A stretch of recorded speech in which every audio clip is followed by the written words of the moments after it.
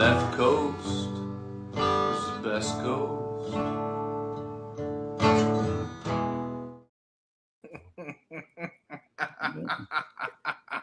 Gotta have a little bit of fun, right? That was awesome. Since it's just a kiddie show, and here's two adults. We're going to talk about this new kiddie show on Disney Plus, Skeleton Crew. What's going on, everybody? How you doing, my friend? I'm doing good, Lack. Welcome. Good. Yes, thank you for having me. So we got Mr. B in the chat earlier. What's up, Mr. B? Mr. B.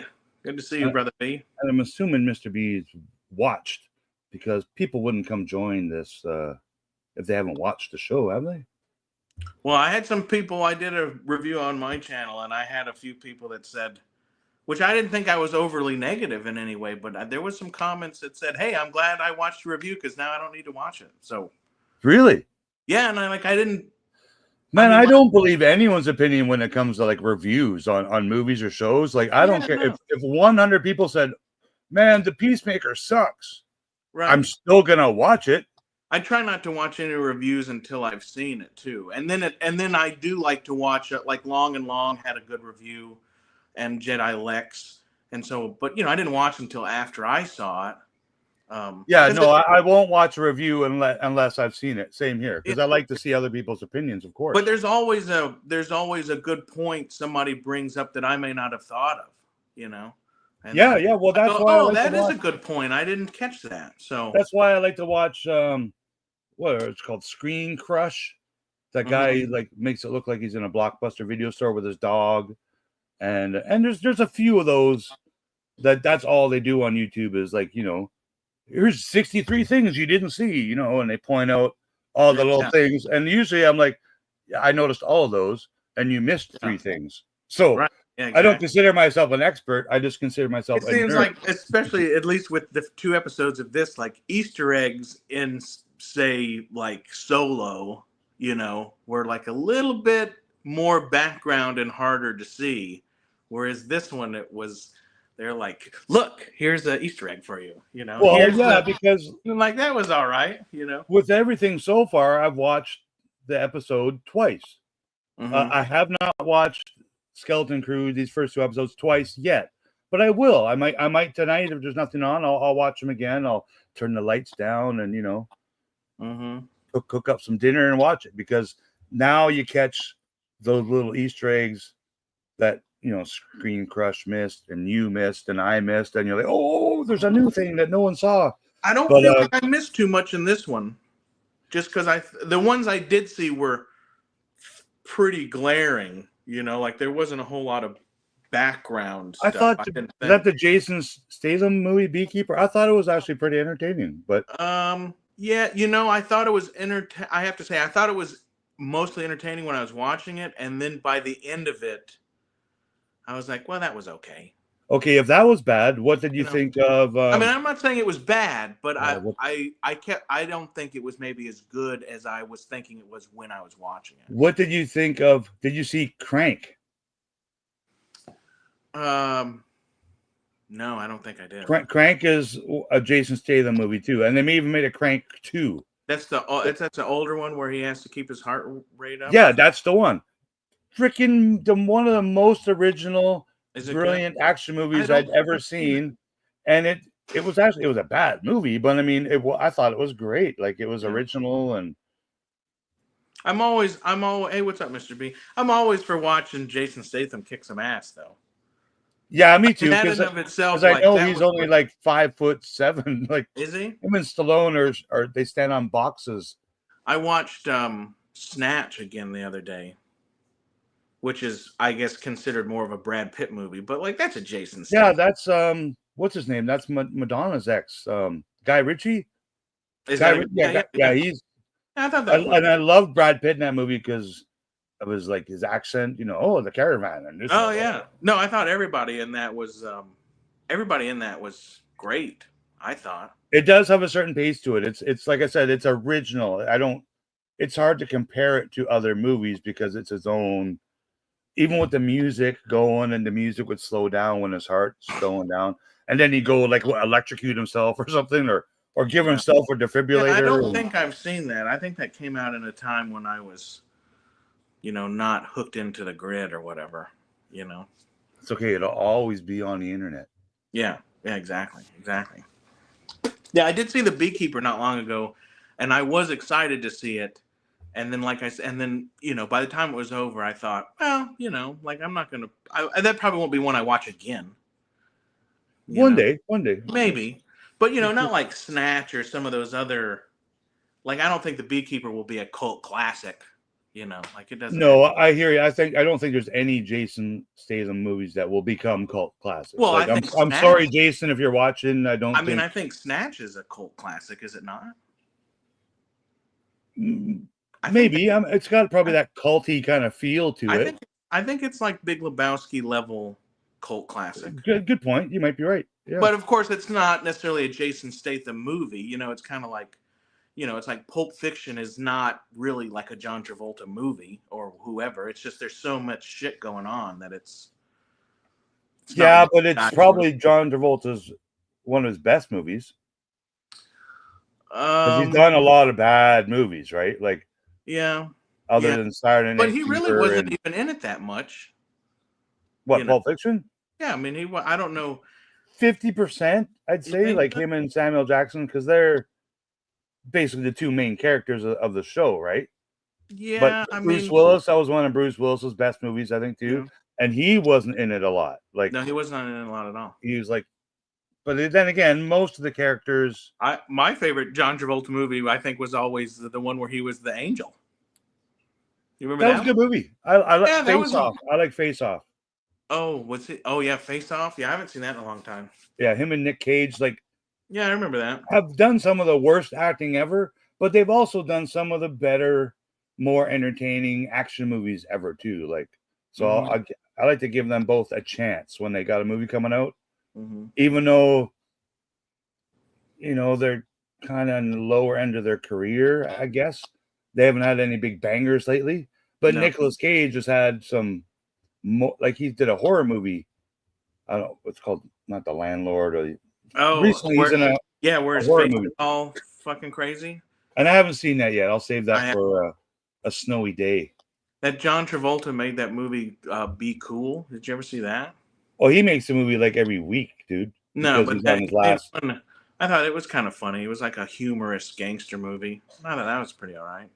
Yeah, even I think just a week ago, someone on his family posted that, he just went down a step. Like, oh yeah.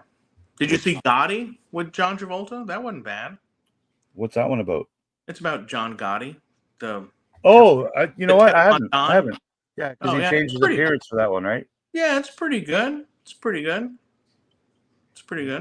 No, I gotta catch up on a bunch of shows. Yeah. So let's talk about Skeleton Crew.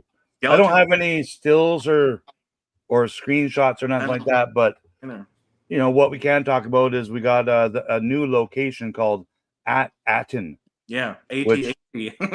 Which we all know is where little baby AT-ATs come from, right? Right, yeah, exactly.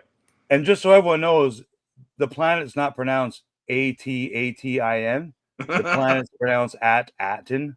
Does it have? I guess it has a hyphen in it. It does. It does. I didn't watch it with the closed captions on, so I wasn't sure. And no, I didn't either. Actually, that's usually what I do my second time. Oh yeah. You might catch one or two words you didn't catch before. Like the swearing that was in Andor and stuff like that. Like people still argue with me and say there's no swearing. I'm like, yeah, there's a F-bomb in there. It's on the screen, whatever, the closed captioning. Yeah. Martha says, F the Empire. She doesn't say like bash the Empire or kill the Empire. She said to F them. I wonder if my because I have Disney mostly for the kids, right? And the obvious, like every once in a while, Star Wars thing for me. But I think I might have a parental control on, and maybe if you have different parental controls on, maybe she doesn't say "fuck the Empire." Maybe I can't see them making a separate version of a movie on their server. Like, I mean, yeah, I don't know, but it wouldn't. It's like having an edited and unedited. Like, I know they exist in real life. Yeah. But it wouldn't be hard to do, though, really, would it? No, because I think on Blu-rays and DVDs, that's part of the package you get now. That's why they cost like $40. Especially if it's just the one time It's only the one F-bomb, right? I believe it is. Yeah, like I know. What is there another? I think there's a shit in there too. Like there's a couple of swear words. I don't think shit is like a TV-14 bad word though. No, maybe it's a PG-13 now or whatever. Yeah, whatever it's called. I don't think shit is on that list. You know. Yeah. So the At Attin planet. So this is a new planet to Star Wars. I don't believe it's been in any canon before. Someone kind of knew about it a couple weeks ago because I think it was in a subtitle for one of the trailers for whatever reason. Then they later edited that trailer and it didn't say that no more. So I guess they wanted to keep that a little bit of a secret. But I think it is in Legends, and because it does go back to, what do you call it? The High Republic, or the Old Republic, not the High Republic, the Old Republic, right?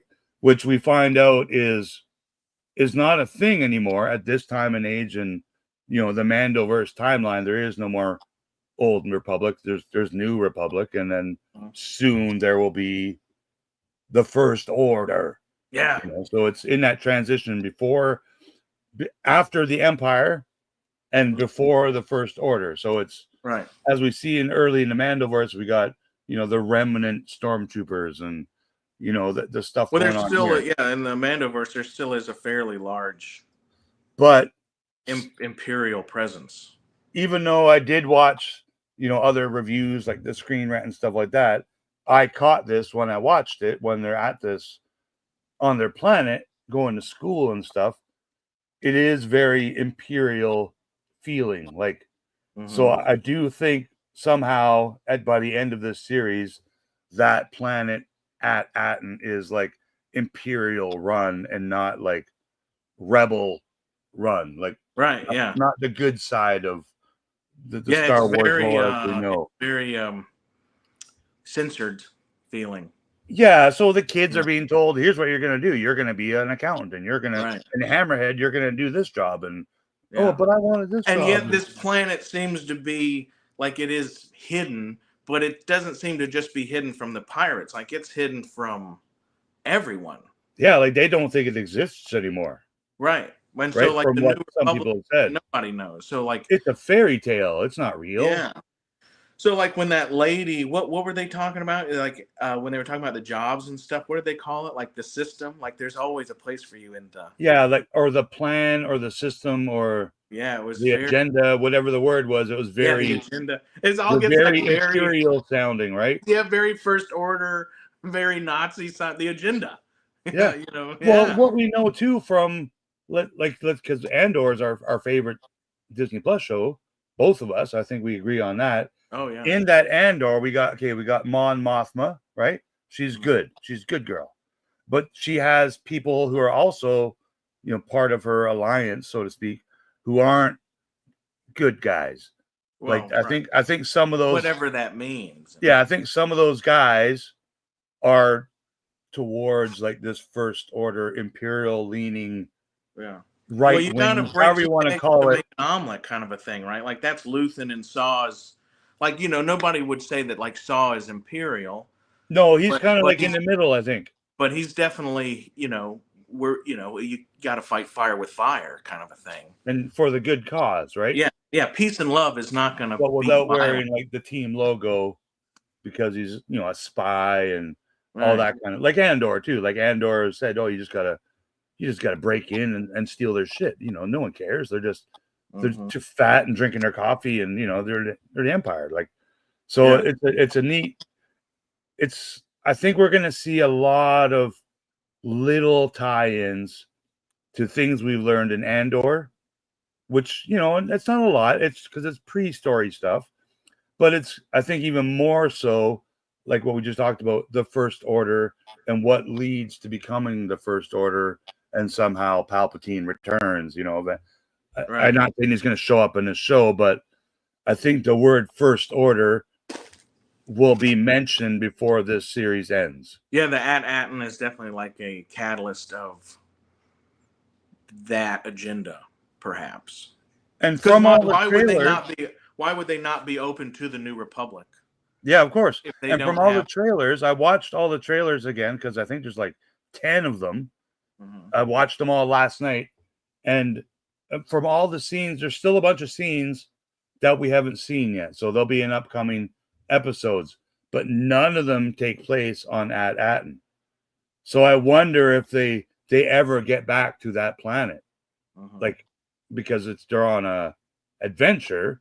I'm assuming the children will live and they'll be kind of a happy ending, but you never know, right? It is Star Wars, but it is kind of more youth centric, so I can't see a bunch of kids getting slaughtered. It seems like it is. I was having a hard time when I was watching it. I was having a hard time deciding, is this an adolescent show, or is this just has to have, does this just happen to have children in it? I'm still not sure. Well, okay, let's good. That's a good point. Let's put it this way. So when Goonies came out, where that was 88 or something, like mid 80s, late 80s. Yeah. I think even earlier than that. If I remember going to it because I was the age. I was a teenager, right?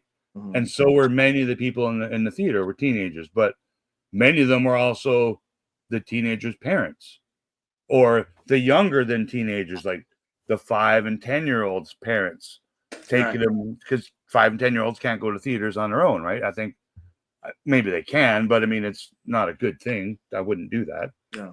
Well, back then, I think a 10-year-old could. Yeah, but I think even like younger than that, no chance. Like if you're not old enough to ride a bike, you're not gonna. Like these kids in the Skeleton Crew, I think they're barely old enough to go see a movie by themselves, because we see they're a little bit independent where they're out riding their bikes and stuff like that, right? But yeah, Prophet's talking about the treasure hunt aspect of these kids on At Attin, and yeah, absolutely. Like it's we got those vibes before from the trailers. It's going to be 80s retro, modern retro vibe, and that's what I like about this. Like, as everyone who's close to me knows, I love retro shit, and I love retro shit. Like Back to the Future 2 was made in the 80s, and they guessed and invented what they thought the future would look like. Not being realistic, just having fun, like it's a movie. And that's what the Skeleton Crew, I feel, is like that too. They're like, okay, let's design this stuff and make these props like we're in the 80s. Like, I think all Star Wars should be made that way. I'll be clear on that. So that's why we see the kid puts on the old headphones on the ship that he finds. Those are real headphones, like from the 70s, and that's the actual practical props. That's the stuff I love, and how it looks, like how the cars and the city look like, and the inside of Wynn's house and stuff like that. It's like the Brady Bunch house, but like they designed it in the 70s for what they thought the 2000s would look like. And I love that, man. That takes skill, and it's very creative, and that's my favorite. One of my favorite things about Star Wars in general is all that creative and all the minds and the artists and even, say, directors and the music people get involved to make the final product. And the more retro it is to me, the better. Like Andor, like the sideburns and the hairstyles on the guys, and that was the cat's ass. Like they shouldn't have the modern day hair, like goatees or whatever kind of haircuts and stuff people have now, or in the 90s even. It should be like, well, no, they didn't really have those in the 90s, so it's got to be like this, like the Tupperware they use for the blue milk. And even we saw it in this episode too. He's drinking the cereal with the blue milk, and he's using that same 70s Tupperware. Like, yeah, and the milk little is things like that glass that we all had. Yes. Yeah, that vase looking thing with the little top that said on it. Yeah, that was pretty cool. Like cereal and his mom and Andor, like having a cereal, like the same aesthetic, like the look and the feel, and even the clothes. Like they got the school uniforms on, but they're kind of like what the school uniforms might look like if you designed them in the 70s, predicting what they might look like in Star Wars, like George Lucas did. Like, yeah, Like Luke Skywalker wore white Levi's. Mhm. Like that's what he wore. There was dirty white Levi's. Like they had a button fly on them. They have Levi logos on the buttons, but you don't see that stuff. It's it's cleverly either removed or not shown to give you that realism and stuff. But so the At Attin planet, it's a new mystery. We will find out more, and we'll find out if the pirates or many of the pirates will end up going there because Mhm. the kids find this Jedi temple, which turns out to be a spaceship, of course, right? Right. And because that droid, they woke him up and his arm went down and pulled that lever, it woke the ship up like they're.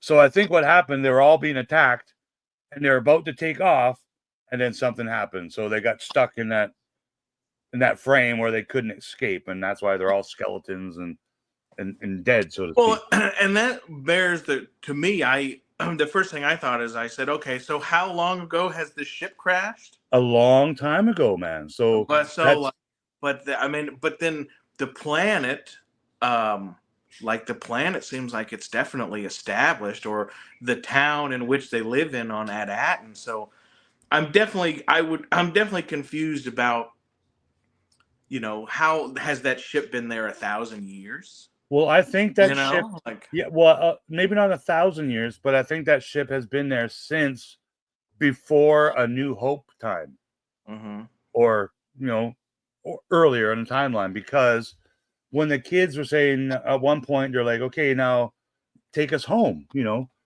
they mentioned their planet, At Attin. He's like, well, I've never heard of it. Like, I've never heard of At Attin, right? But he lists off a couple of planets, or he lists off like 10 planets. 2 of them were in Andor, so which takes place before A New Hope, and then the other ones are not, they're not in the future as well. So like the fact that he mentioned those 2 planets that we know of, like where Andor, where they had that big celebration by all the natives that lived on that planet. There's all that star magic star thing that's happening. He mentioned that planet. I'm sorry, I don't remember the name of that planet, but he mentioned Aldhani. Yeah. Aldhani. Yes, he mentioned that place. So yes, I think they've been there a long time. So that robot, Neil, triple 3 or whatever you want to call it. Yeah. Shmi. I'm pretty sure it's supposed to be Shmi, like Captain Hook's. Shmi. Yeah, Shmi. Yeah, Captain Hook's servant. Right? Yeah, that's exactly what it is. I love that. But if he names a planet that was pre 77 Star Wars, A New Hope, but yet the planet is still in, they're dealing in Old Republic money, which is it's pre Return of the Jedi. What I'm getting at, like the money, so to speak. But wouldn't that even be isn't that money even like prequel? Right. It's like prequel time. Yes. Right. Yeah. Pre-Clone Wars. Right. So I think we're gonna get a couple of more prequel type Easter eggs. Okay. So we're seeing some of the creatures, right? Like you mentioned in your little review, we see an Ishitib creature who gets his eye shot out, right? So it's cool to see that creature because he had like a 1-second appearance in the original trilogy, but he had several appearances in the prequels. So it's an older creature, alien species that we're quite aware of. And we got to see, we got to see a snaggletooth and a Rees and, plenty of Transdoshans and, what are they? Angle? Oh, okay. Yeah. Okay. So yeah, like I said, there's a few more scenes and trailers that we haven't seen yet, and I'm sure they'll be in the next episode because they usually don't put stuff in trailers that's like in the finale. You know what I mean? Like or well deep into the series. Unless I guess like that. I guess all the parents do get together and start looking for the kids. Yeah, I remember that. And I think Wim's dad, because it seems like his work is important. So I think he's doing something that has to do with like first order stuff. Right. And certainly when the parents are going, because there's this, what did they call that's not a shield because you obviously can get through it, but the outer layer of the planet that I guess, when we saw those like Aurora Borealis, that's something that's made to like it's supposed to be. Everybody else thinks, oh, that's a big ball of gas. Don't go in there. And Well, it's really when the fielding kids some got planet, up into right? space through the clouds and atmosphere, they're like, "Oh, what are those?" Yeah, they didn't even know what a Like star they've was. never seen stars before. Yeah, so they're like when it's, impregnated in this do they shit. not have? Do they have? They do have night there because the ship took off at night. Right. But I mean, what But are they they just looking see at in the those. sky? Yeah, they just see that aurora because that aurora, Northern Lights look. Yeah. But Yeah, certainly, that's a so good the call, Papa. parents, when the parents get together, because I do remember that trailer now. When the parents get together, they're gonna start to break down this because the government at whoever is in charge of that planet, right? They're gonna stop them. Yes, I think so. Say, hey, you can't leave and look for your kids because we got this whole thing going on here. We got the rules. ones that's gonna give us more of an idea of what is the jam, dude. Yeah. Very, and that woman, the main girl who's like leading the expedition, her mom is the whatever she is, the prefect or whatever. She's definitely first order material. Yeah, she gives off those imperial vibes. And yeah, I think you're totally right. I think her mom and Wynn's mom, he's kind of like the main. Seems like he's kind of the main character, right? Like Wynn, and then Neil is his sidekick, right? So, and Prophet's mentioning, the basic toys he was playing with. So we get a scene where he's literally playing with 2 action figures, like yeah, and they have 0 points of articulation. So, like here we're complaining because we got 5 points of articulation. Man, he had 0 points of articulation. Yeah, they were like chess pieces. They were like tin soldiers, or exactly. And then he had this little spaceships hanging in his bedroom, right? And of course, and he had a toy lightsaber. And he goes and meets his buddy Neil on the way to school, and they have let's have a little lightsaber fight, which I thought was super fun. Yeah, that was. I think we needed, like, that brought the Star Wars in it, because there might have been scenes where you're like, oh, this doesn't feel Star Warsy, but then you have Hammerhead walking a cat, and and the kids play with lightsabers. It brought Star Wars right back. Was that thing? It was kind of quick, and I don't think I got to see it as well. What's up, Muzza? I didn't see it as well in the trailers, but that was the frog dog that was like outside of Jabba's palace, right? No, Hammerhead is walking a loth cat. Oh, so is it one of Dave Filoni's creations? Oh, see, when I saw didn't know that at first, but I thought I saw 2 big eyes. And I'm only confirming it's a loth cat because of what like Screen Rant and what a couple other shows said. They could be wrong. Like I said, I haven't watched it twice, and I haven't paused it once. Yeah, I haven't either. So I like to watch these shows and pause it and see what I can see in the background, right? Yeah, me too. Yeah, me too. So maybe it could be, but I think it's, from what I saw, it's a loth cat, which is cool. Like, but that was one time I saw Hammerhead, and then we see the Hammerhead kid on the school bus, the space school bus, and then we see Space Hammerhead in class, and then we see Space Hammerhead in class again taking a test. So, boom! I got 4 Hammerhead appearances. Hammerheads abound, right? And what I'm hoping, because they showed Neil's like home life, like his buddy was walking by and he's looking for Neil, and he sees his little baby brother and sister, little tiny blue elephant kids, watching an exact recreation of a scene from the Star Wars holiday special. Of the holiday special, yeah, like an exact recreation. It was. I know that because I watched interviews with the directors, and they didn't just take the old clip from the Lucasfilm archives. They recreated that. Like, they hired people to dance and do the circus thing. Because in the holiday special, I can't remember her name, but the woman who was in the circus. Oh, wasn't it like Aretha Franklin or something? It wasn't Aretha, but it was a super famous at that time. It was. And it was like a 10-minute scene. Like, it was a long. It was a long that you fast forwarded through. Yeah. On your VCR, because that's what you did back in 1970. Yeah, and you'd always think, like, is it worth maybe ruining the tape? Like, maybe I should, You remember when you're just like, let it play.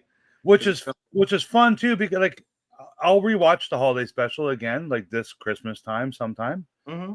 And of course, I won't fast forward to that this time because I want to see it now that I've seen it in Skeleton Crew. But Lumpy, little baby Chewbacca, is also playing with like wooden figures and toys, like real. But he's also living in a tree, and he's like he's like a Bigfoot kind of creature. So I understand they're going to have prehistoric looking toys. Pardon me these for kids one should second. have better toys. Yep. You take the comm for a second. I got to check on something. I got something. Welcome, Muzza. Muzza! Yes, exact same timeline, I believe, as Mandalorian season 2. Between season 2 and season 3, I believe. So I think there will be some kind of overlap to something that may have already happened, canon in the Mandoverse. What it could be, I don't know. Like maybe we do see one of the characters that we've seen in either Book of Boba Fett or Ahsoka or Mandalorian. It might not be those 3 characters, but it might be a character we've seen in in that timeline, which is cool, which I like, man. I knew that 2 years ago when this show was announced. It takes place during the Mandoverse, and to me that was kind of exciting because I like this timeline and I like to see what's going to happen in this timeline. I'm still super confused, and only time will tell, but if the At Attin planet, it's a secret planet, it's been lost or it's stuck in an old Republic era, but yet we still think that it it maybe is hidden on purpose because it's like plan B of the Emperor, but it's not Imperial, right? It's not Imperial. They have old Republic credit. Well, no, because we know the Empire is dead. Right, Luke and Han and Leia won. The Empire died, right? But the planet was hidden before there was an empire. I think so. I think hopefully we learn that. Yeah, we learn a little more that history. is the most interesting thing going on. It's like otherwise, it's going to end up being very important in the show. Like one of the most important things because it's gonna tie stuff to the sequel trilogy, which people are going to hate, but I mean, there's nothing wrong with them adding content that makes something in the sequel trilogy a little better. If anything, it will make it better, not worse. Right. I have always said, and especially to George Lucas in the special editions, add if you must, but do not take away. No, I agree. Add if you must, but the fucking taking away is not cool, bro. Not cool. Yeah, so Wim basically said he wanted to be a Jedi without saying he wanted to be a Jedi, right? Right. But everywhere they went, there was like security droids. Like he was way out in the forest, and all of a sudden, hey, what are you doing down there? Like fucking you're breaking protocol. And they all have like security camera flashlight heads, which is kind of cool. So it's at least they're not like the security dogs that we're seeing now, right? Man. Apparently those are walking around Mar-a-Lago now. I saw that reel, and of course I couldn't tell you it was Mar-a-Lago. I just saw a green field and a dog. So, So I mean, I would run. I would run if I saw that thing walking around. Be like, nope, not taking. Any chance. not. There's a guy on YouTube called Wrangle Star, and he's pretty hip, but definitely out there. And like, he has like a whole video of like the diagrams of the dogs. Yeah. And he's like, the battery pack is in this area here. It's probably his butthole. Like he's like all about, and he's like, you can use motor oil with sand and in a water balloon to cover the camera. It's like, holy shit. Welcome, Sticks Boy. Enjoyed the first 2 episodes. Good. Yeah. I think from what I've been seeing, I actually haven't seen any videos promoting hate. No, I don't think I have either. Unlike the Acolyte, we saw videos promoting hate 3 weeks before it aired. Yeah, that was the thing about the Acolyte. There was negative shit before anybody saw it, which I thought. I mean, and I didn't like that. I don't follow any of those kind of negative Star Wars pushers. But the YouTube algorithm it pushes what it wants to push. Mm-hmm. But I haven't seen it. Like, I do like to watch other people's opinions on exactly this, like this, the first 2 episodes of Skeleton Crew. And I've watched maybe 4 different people's opinions, and I've seen nobody say anything bad, because I think they've got other stuff to work on, like Snow White. They can go complain about Snow White or other Disney stuff. Yeah, that if you're gonna they complain, want at to least frown let there upon. be some some basis for it. And I just don't see anything on the Skeleton Crew. Yes, good point. So that layover we might get on the timeline, because we know we see some of these pirates in that Mando season 2 or season 3. Yeah, I the can't guy remember with which. the horns on his cheek, which I Yeah, don't so even know what. That's not a species we know, is it? Well, he's From like a Twitch? Nikto. He's a Nikto kind of guy. He's just like a kind of a different subspecies of Nikto. Yeah. So, and that same actor is Yeah, it's confirmed to be playing that same character, who is named. I don't have any notes. Well, it's just like But he is part of that pirate crew. it's just like the Anglesh species. Like we have really yet to see one that really looks like Ponda Baba. Like, you can tell that they're the same. No, they usually, the ones we've saw like in this, have beards.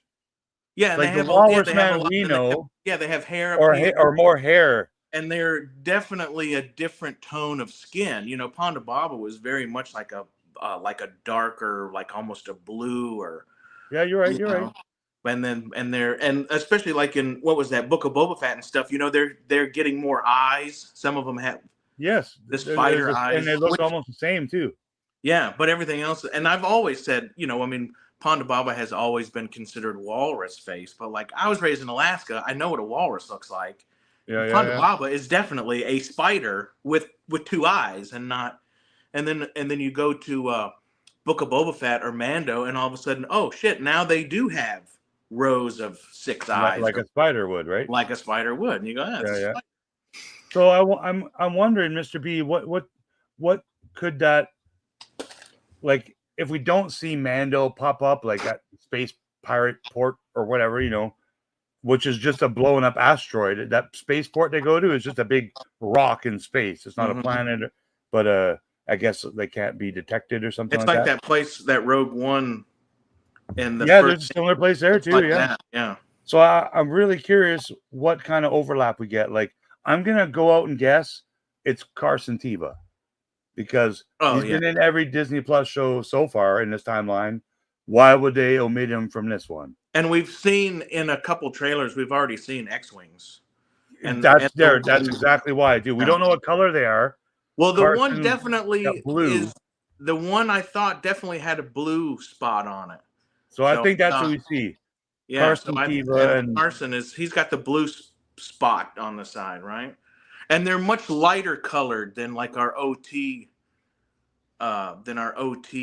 X-Wings, right? Like the OT X-Wings were definitely like more of a gray, and these new ones are getting kind of like a creamish color, or they're not quite as and then they changed the look a little bit when they got to the sequels with Poe Dameron. Like, they're still X-Wings, they were black, but they had different engines. They were the newer model, you know what I mean? Yeah.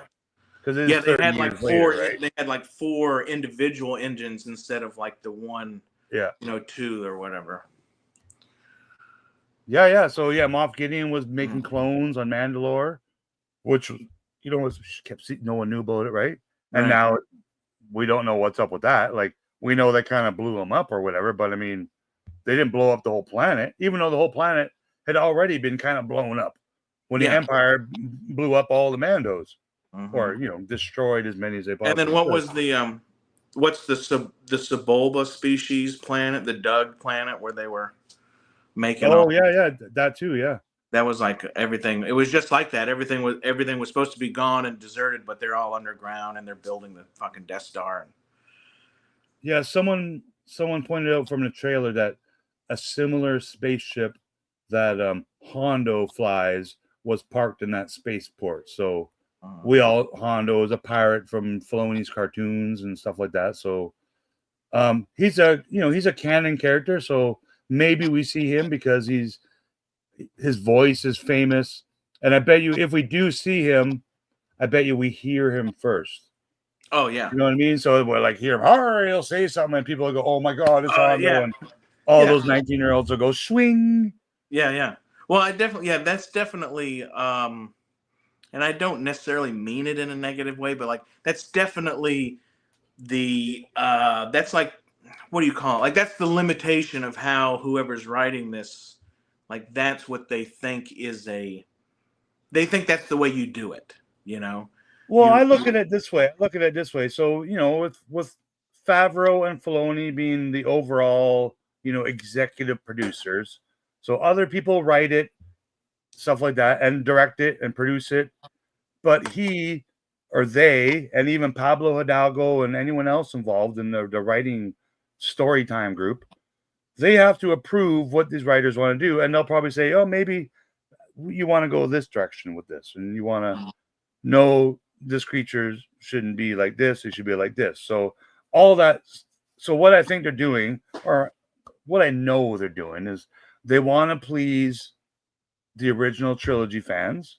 So the people that are older than 40, right? Older than 45 even, because we're still the original fans of this particular brand, right? Star Wars.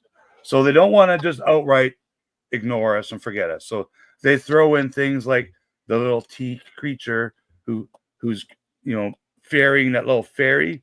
The little he's a little white guy from the Ewok adventure. Like, how cool is that, right? So that was much smaller than the original. He is very much smaller. But yeah, because the original was an actual actor. Right. It was a lady. I can't remember her name now. Yeah. This was actually, I think it was a string puppet. Like, it looked like a marionette. What do you call those? It looked much more analog. It did not flow in a CGI and I liked it more because of that. And then he ran. And then he ran like a bat out of hell. Like, they gave him that credit, and he's like, boom, he's gone. Yeah. Like, you can almost see smoke and fire behind him. So that was that's cool. the first. I said, oh, look, there's a Tika, but he's a lot smaller than the one we know. But I thought that's got to be what that is. Somebody told me that the blue elephant, what's his name? Neil? Neil, yeah. So somebody said that Neil is not a Red Ball Jet Max Rebo. He's not. It's a completely different alien. And what they did confirm this like weeks ago. They haven't named his species though. But like I said, when Wynn goes to his house to look for him, and he sees those little brothers or sisters, playing and watching the little 3D hologram, you also see his mom and dad, and they're like 6 feet tall, and he's wearing like a blazer and or maybe it was a smoking jacket or whatever, but they were like human size. So that kind of confirmed there that they're not like little stubby. Now, when they went in the garage though, and to get the dad's tools, there's pictures on the wall. There's that picture on the wall. It's like a, but that looked like a Max Rebo, right? A little bit, because they're blue elephant looking people. Yeah, I thought. Well, they're similar. Like you said earlier, we got Walrus Man with the bum face, and now we got Walrus Man with the bum face and 6 eyes. Right, and so hair all around his face. And hair. So there are different versions of creatures. So originally, right, and you think that there would be, I mean, on any planet. I mean, even like like I hunt a lot of moose and different stuff. If you go hunt moose in the high mountains, they are completely different in a lot of ways than moose that live in the swamp. Like their color is different, their legs are different lengths, and so certainly any species, and in the Star Wars universe, there could be the same species but that do live on different planets, which would then take on different attributes to their likenesses or whatever. The barrier. Yeah, for sure. And it's weird that there's like the kids go to this spaceport, right? And then they see other aliens and creatures, and they're like, wow, aliens. I'm like, well, one of you is an alien. Right. And in class beside you, there's Hammerhead, and then Neil says, oh, I've got a crush on so-and-so. Whatever that and that's another alien, like right? So like half of the students are aliens to begin with. So that was pretty funny when they said, oh, look, aliens. I did like the what was the torture droid in not EV-99, but the other one in Jabba's palace? 8D8. 8D8, yeah. I loved that the teacher had that voice. I was like, we see an 8D8 droid at the spaceport giving a man a tattoo, and that's Jabba's black That's the sun, right? Yeah, that's the black Jabba's sun tattoo. And then they hit him, and it went like meow. Yeah, So it like totally scarred this guy for life. And the 88 had like stickers and tattoos on them. So I thought, yeah. so again, Yeah, that's for us. Yeah, that's totally for us. So another that's for us thing. And then when they Yeah. show Hondo and things from like the prequels, that's for the 30-year-olds. You know what I mean? That's for that. Yeah, 27. Crew. And that's smart. Like you're marketing to multiple level marketing. It's not like a pyramid scheme. You're marketing to multiple age No, if they're people. trying to do a successful business, then that's what you would, I think that's what any of us would really do, as opposed to like Acolyte, where everyone across the board was going, what's this, and then people like you and me who are going to enjoy it for what it is. We go, oh, look, a lightsaber fight, and then you're like, and then you're like, well, like, do you think looky, we'll see a lightsaber get ignited in this series?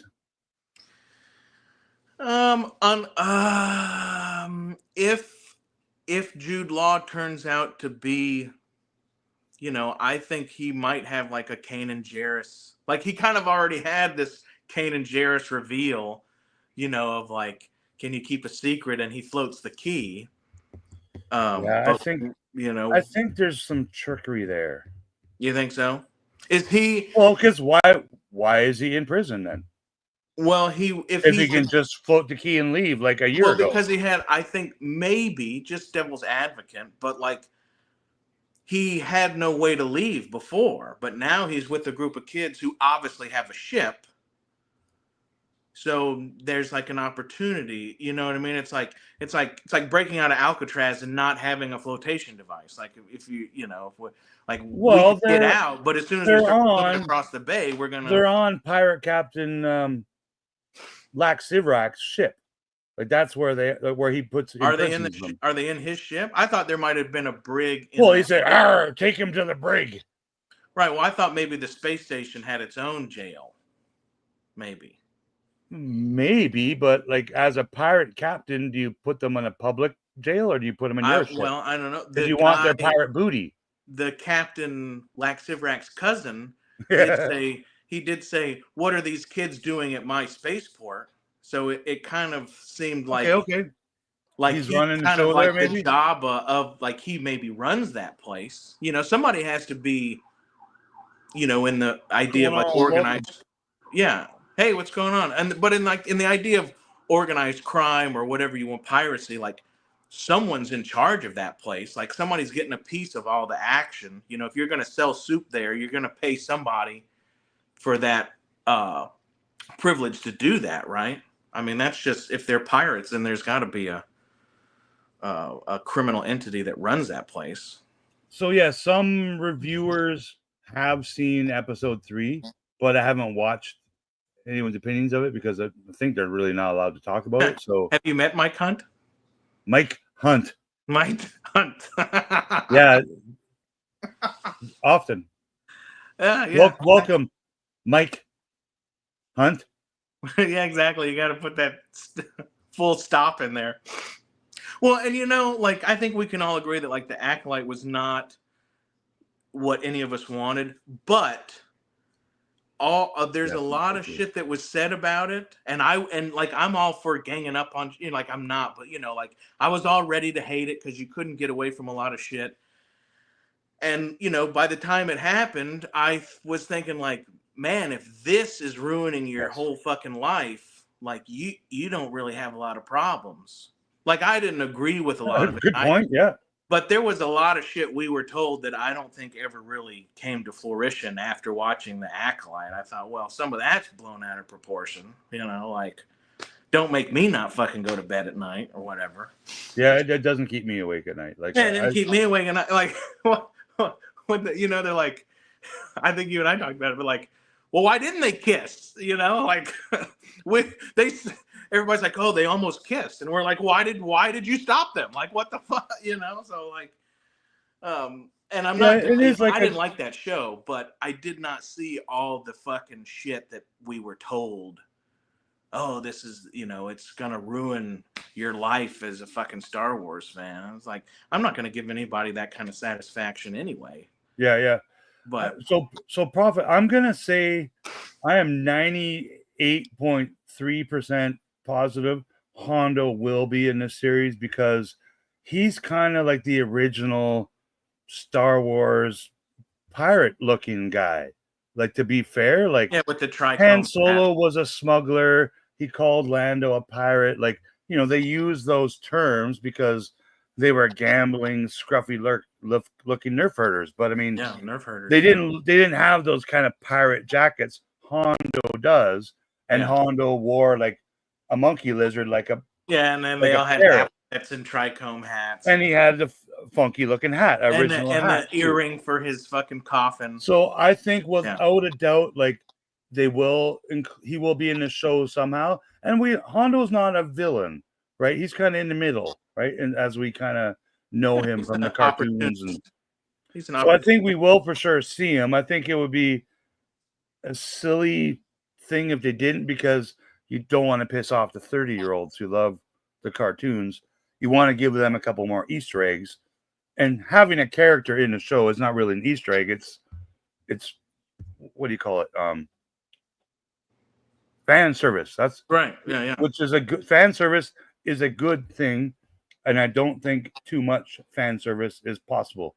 No such thing as too much fan service. No, I wouldn't think it's too much is not possible. The only thing that sometimes bothers me about it is if it's too obvious. Like, I like it to be a little more, which I think introducing a character is not that, but maybe sometimes like when the captain at the beginning had the exact same speech as Vader, and he's like, well, why is your like, I did not appreciate that as much as maybe some people.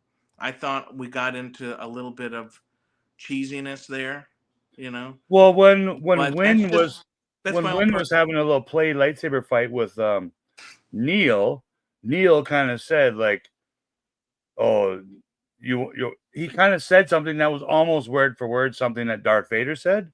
Mm-hmm. And I thought that was cool. It wasn't word for word. Word for word would have been a little corny and too much, but it was close. So that means they know stories of the Jedis and stuff. Like it could be fairy tales to them. Like maybe they don't, but they know they're real, but maybe it's not taught in their history classes because they're run by Imperials. He has that book that he's always looking that's totally a Jedi book. And if that planet, if that society is frozen in an old Republic time frame, then Jedis are like Jedis are like, fucking totally known, dime a dozen. Everybody knows what a Jedi is. If they're frozen in that old Republic time period, it's not like when they're laughing at Luke, when he says I'm a Jedi, and like what there are no.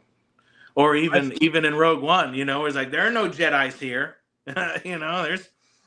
So we briefly talked about it, but in the opening scene, we have like the pirate ship attacking another frigate, and we get very similar scenes to like Darth Vader and Empire attacking, Tantive 4, and they're all prepped in the hallway, ready to go, and the bad guys enter the door. Get their asses kicked. The door gets blown open, and it's Brutus. It's all the aliens, and it's cool. It was a cool scene. Like 3-eyed Jedis get one of their eyes shot out, and all these things kind of happen. Mm-hmm. But what we don't know is, well, it's not obvious, but that one pirate guy who came with the helmet on, who is obviously Jude Law's voice, speaking like, oh, we're getting the best treasure I promised you. And his helmet, I don't have the pictures. I'm sorry. I figured we can do this without the pictures because it'll be quicker and people will know what we're talking about because they watched it. But his helmet, it kind of has that pirate hat look. Like, and I love that shit, man. Like as an artist, like someone would have to tell me to design something and give me like that kind of direction. Like, okay, make his helmet look like a little bit like Captain Long John Silver, or right. And one of the pirates had a triple barrel gun, Like, what do you need a triple barrel laser blaster for? Like, Yeah. Does it turn and fire another color laser? Like, Yeah. which I think is it's just for the fun of it. I think So, yeah, Jod Na Wood, which is probably the worst name in all Star Wars history, but we'll never forget it now because it's the most. I don't know. I'm okay with a lot of the pirate stuff, except for like like the guy's helmet, and then like the first time I saw Hondo with his tricorn hat, I thought I was like, that's unnecessary. And in this one, the only time I really didn't like it is when the kids were in their ship and they are in the captain's quarters. Yeah, and there's pirate hats. They find those hats that are like totally from Hook, and a compass and a little and like the compass, like that. A compass is that transcends a lot of different. That's not just a pirate thing, Like hell, I have a fucking compass, But when they were putting on those hats, I went, okay, like. And twice in the premiere, the kids said, "Oh man, this is Wizard." This is Wizard. And again, that's for the 30-year-olds, the prequel right. lovers. Well, they have to. Star Wars almost has to do that because if we recall when that was originally said in the prequel trilogy, we all made fun of that, and we all said that's the dumbest shit I've ever heard. Well, but then the sequels happened, and it made the prequels better. Well, I'm not that kind of person. I don't think I think shit has to. No, I'm not. That's a fact. Like, more people like the prequels but now. I don't think it's a sliding the scale. Sequels were so bad. Yeah, but I don't think it should be a sliding scale. It's like no, but if Citizen Kane is the greatest film, will make the sequels better though, because they're going to add context. That is a phenomenon of Star Wars. That's a phenomenon of Star Wars, and not Star Wars, but Star Wars fandom, which I personally don't agree with. I think if it had validity as being shit at the time, something else doesn't. Like this whole idea of it's like, well, I lost an eye and then I lost then I lost my whole leg. I go, well, the eye's not that bad. I get like it. Cheers, Muzza. Muzza's head note. Take care, Muzza. Good to see you. So, I'll catch the rewatch. I think we got to catch the sure. rewatch. Jod Na Wood is a bad dude. He's a villain in this series. I don't think he's going to ever be good or be a Jedi. That's just my theory right now, based on what I've seen in trailers. But I felt this 3 weeks ago. Even before I watched the 2 episodes, I knew that Jod Na Wood wore a helmet because he spoiled that in an interview we did like 3 weeks ago.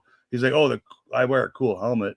So there has to be, so the Jude Law character is going to escape with the children, and he's going to be the good guy in the sense that he's going to keep them at the Captain Brutus gang at bay.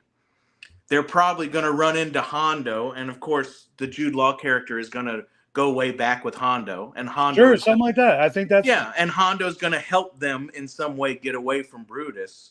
But if the Jude Law character never becomes a good guy, then that must mean that there will be an emergence of an actual good guy. Because who's going to save the children from him if he never? SM-33. So, like, who was the crew for? Who was Smee's captain? Right. I don't think it was Jod Na Wood, and I don't think it was Brutus, because I think it was like 30, 40 years ago. Is it Hondo?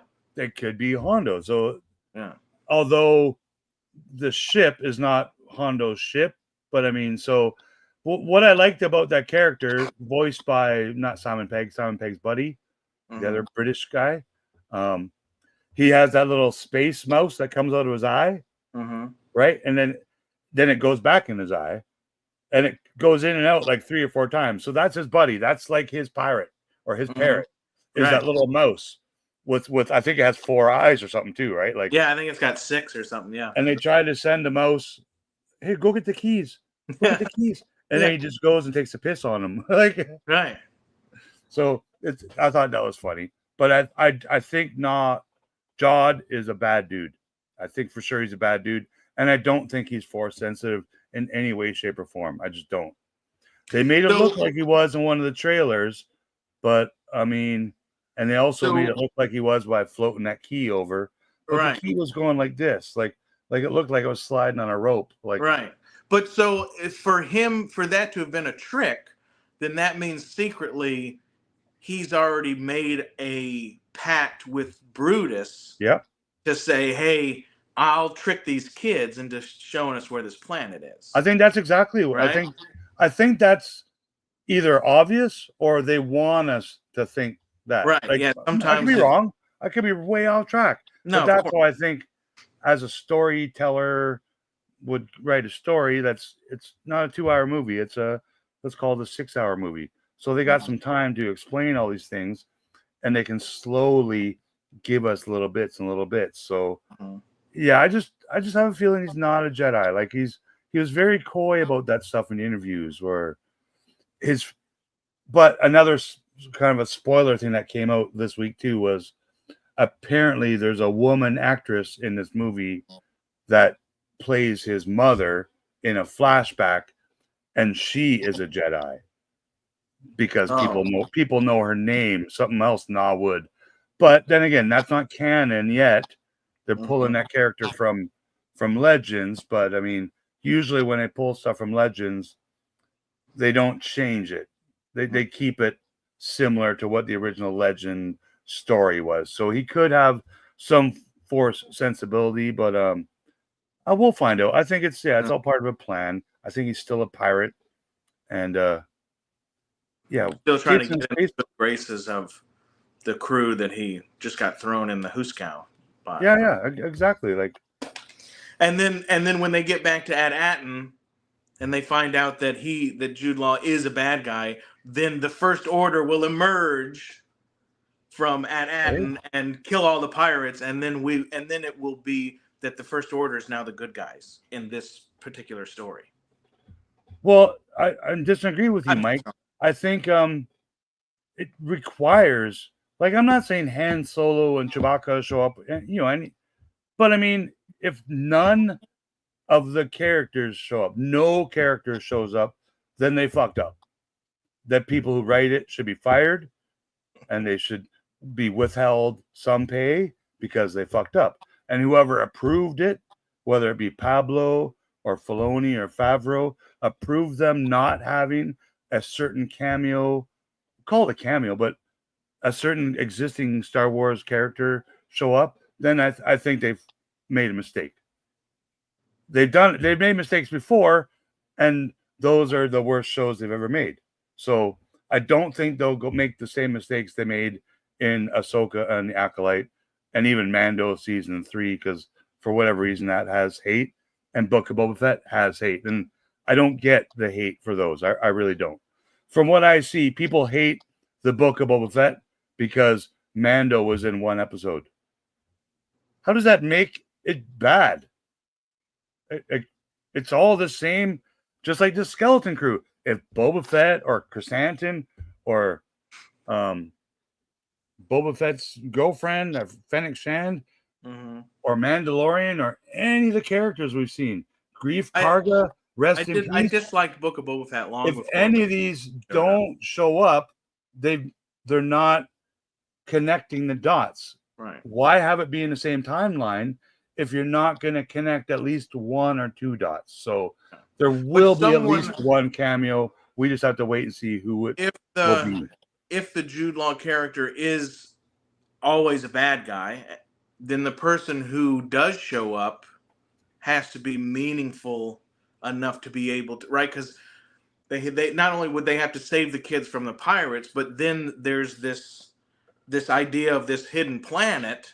Yeah. That's either going to come to light for the rest of the universe, galaxy, or that remains in its own sector.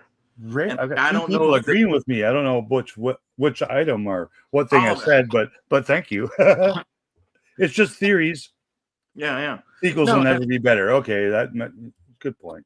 Mm-hmm. I rewatched the sequels over the past month, and I enjoyed them. Like I remember going to the theaters for all of them. I'm sure we all did too.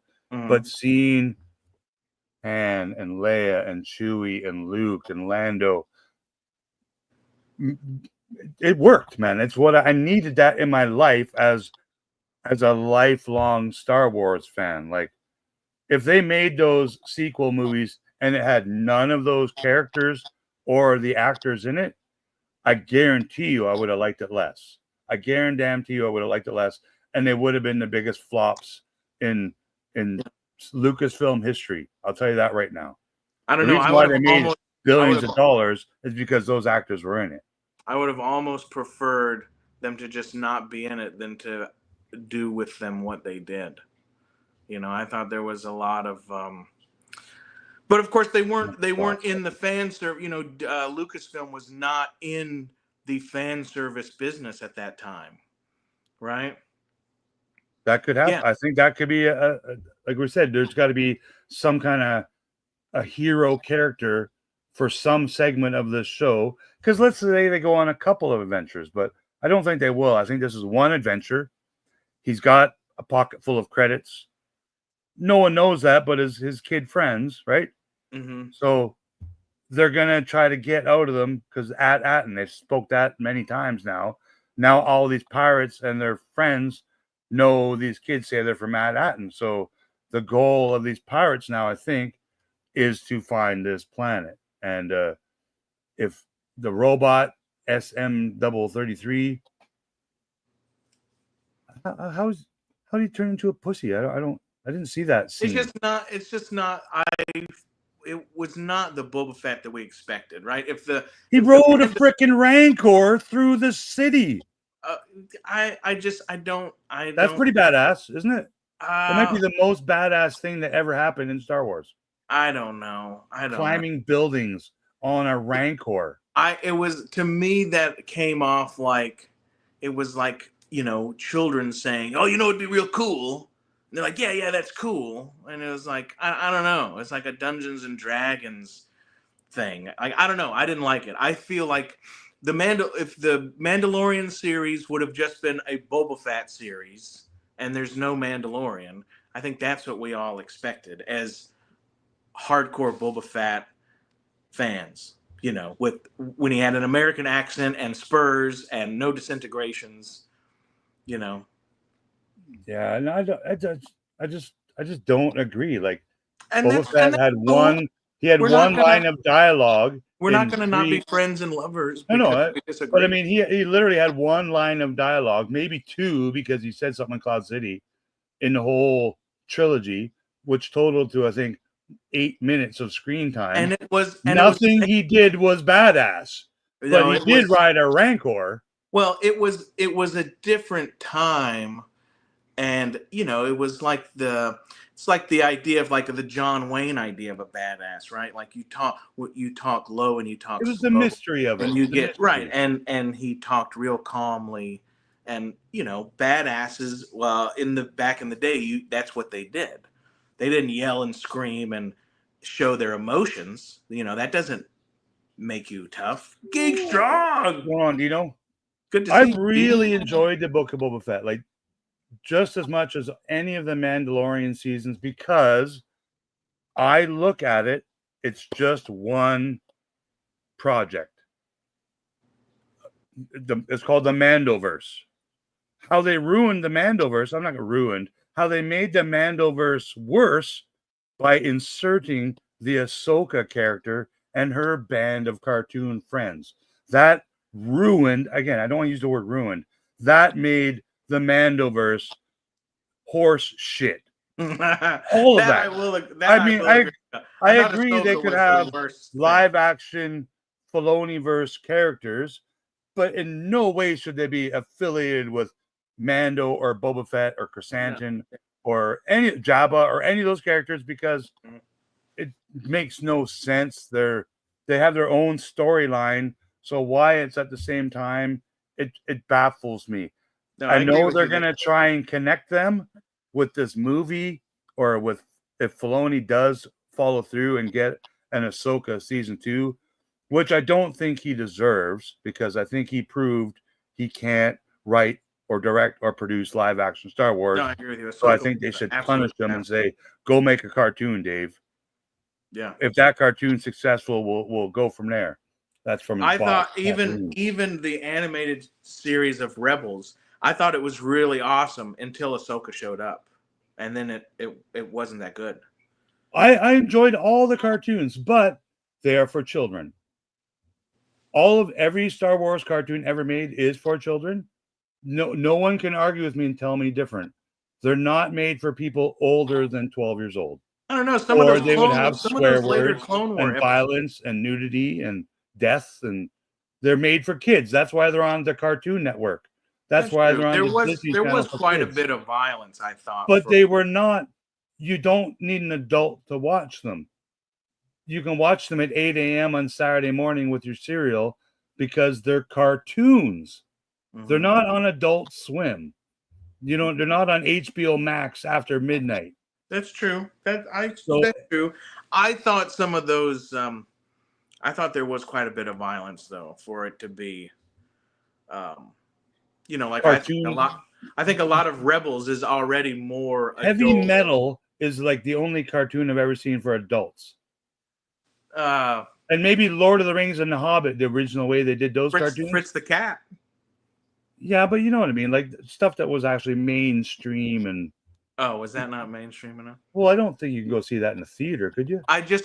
Well, maybe not, but I just saw Fritz the Cat's like on Amazon Prime, which blew my mind. Because I think Fritz the Cat is non-licensable too. I think it's royalty free now too. Oh, I have no idea. Like Did you ever see Heavy Traffic? Yeah, that was like Heavy Metal, right? It was quite a bit different. Okay. I'm gonna look it up though. Definitely check out Heavy Traffic when you get a chance. That is. I don't like Ahsoka because the character Ahsoka adds nothing to the Star Wars universe. Nothing. She doesn't. Everyone's like, oh, but her and Anakin and her and the Anakin still becomes Darth Vader. Right. Darth Vader becomes redeemed by his son. Has nothing to do with Ahsoka. Nothing to do with Ahsoka. Nothing. Anakin is cool because he's played by a Canadian. That's it. That's the only thing cool about him. That's it. Ahsoka is ass. She's nothing. She is nothing. No one will ever change that. The actress is great. I love Rosario Dawson. I watched almost everything she's ever done. She's a beautiful woman. Her character adds nothing to Star Wars. I'm sorry, man. If you don't agree with me, that means you are wrong. That's how I feel about that. All of these Star Wars. If you disagree with me, that's everything. Okay, but you're wrong. Everything that's ever existed in Star Wars, except the Ahsoka series, would still exist, and none of the story would change. Yeah. Anakin and Obi-Wan can still be running through the Clone Wars without Ahsoka. The same results would happen. You know what I mean? Like Anakin and Padme and her babies and all the same results. There's no Ahsoka. There was a few, even though she's apparently alive during all this time. Right. Yeah. But she can't die. Even though I've seen her die twice on screen, she can't die. Apparently, yeah, no, she can't die. That's there. But enough of Ahsoka. If she shows up in this show, I agree. I agree with you. Flip. Almost 100% on all your Ahsoka ideas. The only thing, and I'm just trying to be, like opinions can change and all that kind of stuff. But there was some Clone War episodes that, the dynamic of Anakin trying to become a master and then being responsible for this Padawan, I think there might have been some, but those were not her as a character, but there was a few episodes that kind of, Mr. Reed, what's going on? Good day, sir. Humanized Anakin, because he was like the asshole. He was the Padawan. But he was that before Ahsoka was created. Right, but then when he has to deal with her in Clone Wars, and he's now it gives him an opportunity to look at things. It's like when you and your dad had issues, and then you have a kid, and you go, oh, fuck. No, but it's like me having a kid and not telling my dad about it for 25 years. Well, maybe. Because we all watched episodes 1, 2, and 3. Yes. Right? Ahsoka's not in them. No. But yet Ahsoka is alive. And yet apparently Anakin's already been with Ahsoka for many years of his life. Even though he wasn't, because we watched Anakin grow up. Right. In episode 1, episode 2, and episode 3. There was no Ahsoka. So they shoehorned. Yeah, they did, definitely. I understand them shoehorning in the Clone Wars. That I loved. I thought the original cartoon was a cool style. It was a new style. And then Dave Filoni made a new style, which was cool. And now they even have a third, newer, more 3D style when it's with the final seasons of Rebels and the Bad Batch. Like, those are brilliantly made cartoons. I love them to death, but they are cartoons for children. They're not to lead up to like the next Star Wars movie in theaters. That's not what their purpose is. Although we all want to know, where's Omega going to show up? Because you know Omega is going to show up somewhere. Maybe Omega is going to show up and help these kids. Hey, I've got all my theories on Omega, but I haven't found one to find a reason for her to be in this show yet. Well, if anything, if Ahsoka proves anything, there doesn't have to be a reason. Now, if Ahsoka, Right. not Ahsoka, if Omega shows up in this series, and if Hondo shows up in this series, will people complain? And why would they complain? Because they think it's fan service or a member berry, or you know what I mean? No, it's the reason why Dave Filoni has not killed off Omega is because we'll see her again. Right? And there's another point. The reason why Obi-Wan Kenobi in the Kenobi series mentions, oh, I had a brother. Because we will one day learn who Obi-Wan's younger brother is, right? Could it be Jod Na Wood? Like, they don't make Alfred these things Kenobi. Just, we need to fill 4 lines of text. So let's say it's done for purpose. It's the writers wrote that, and someone had to approve that, like Favreau, Filoni, Pablo, Kathleen, whoever's in charge. Mickey Mouse, even, for those people that think Mickey Mouse makes Star Wars movies, because he doesn't. He just pays the paycheck. I think that's the fan service that's appreciated by the majority of fans. So those 2 characters, Hondo and Omega, those will really make the prequel lovers happy, as I've kind of mentioned before. Like, we want to make stuff that makes those kids happy. I call them kids. They're 10 years younger than us or whatever, right? But we also want the things that make us older generations happy. So whether that be Han Solo and Chewbacca, maybe just sitting at that one table at the cantina, they don't have to be part of the series or nothing. But hey, why not? Or Hammerhead in his teal onesie, like Filoni did that in the Clone Wars, or not Clone Wars, in Rebels. There was 2 different episodes where Hammerhead, Walrus Man, and Greedo in their Kenner colors were in the episodes. Like. So does that mean they're canon? Like, Kenner colored Hammerhead, is he canon? Sure, why not? If you ask me, he is. But I mean, at least one of them is. That's fan service. That's an Easter egg, whatever you call it. But it made that episode of that cartoon the best episode of all the cartoons. Right? Yeah. In my opinion, right? No, I see what you mean. So yes, any character, And the whether biggest, it be, I'm all for Skeleton Crew. They had me at having bringing back a Shavastine Wolfman. Yeah, when we got to see him like a month ago. Yeah. And let's make this clear too. This is the first time, and I'm going to say 20 years, between 10 and 20 years, we've had action figures and toys that you can go to the store right now and buy of current Star Wars content that's just started on Disney Plus.